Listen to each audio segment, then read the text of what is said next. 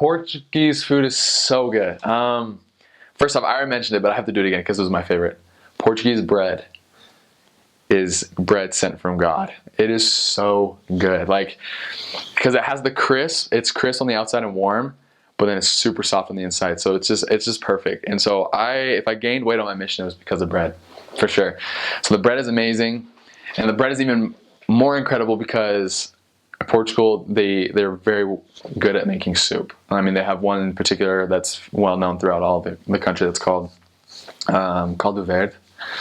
And it's just this little soup, this green soup with a little chorizo inside it. And you just dip your bread in it, and it's incredible. So I had tons of soup on my mission. So soup and bread, their pastries are really good. So the most well-known one in Portugal and even in Europe is called the Pastel De Bilang, which is, I don't know if it translates perfectly, but the Bethlehem pastry. And it is so good. It's just this little tart with this yummy custard in the middle. And it's incredible. I can't describe it.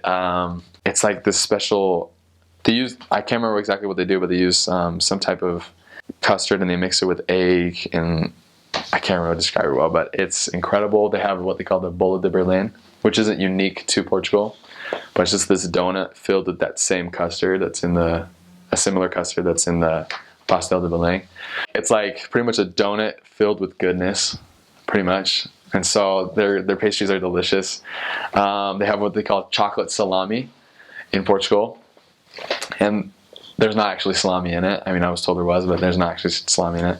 It looks like a salami, but it's made of chocolate. And it's really good. It's super good. And because they're in Portugal, though, you get all these other types of food as well from all these other cultures. So Brazil, you get your feijoada, which is off the charts. It's this bean and meat stew that you put on top of rice, and it's just incredible. But then you get one of the favorites in the mission, and from the missionaries, is Cape Verde. Their main dish is called Ketubah, and it's a similar thing. It's just beans. It has what they do is they dehydrate. So they got the beans, they got tons of meat. It can be fish, it can be beef, it can be anything. But then they also put in corn, and they cook the corn in a pressure cooker, so it's not the normal size. It'll like get really big.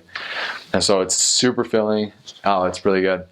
In Portugal, if you're gonna go to Portugal, you have to try one drink, and it's called brisa. Brisa just translates to breeze. In Madeira is the one that is the part of the Portugal that actually creates it.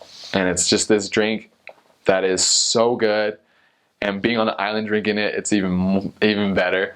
But they have flavors. The main two flavors are apple and maracujá, which is passion fruit. And if you go to Portugal, you just got to try it. It is so good. It's so good. It's like America's, I don't want to say Coca-Cola, but maybe America's Coca-Cola. It's that good, that famous. I don't know. I know that a lot of people cook with alcohol.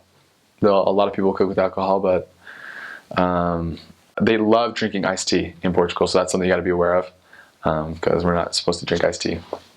And so you talk to people about that all the time. It's like, you gotta stop drinking iced tea, and they'll offer it to you all the time as well. There was one time I actually drank iced tea. I didn't know. So,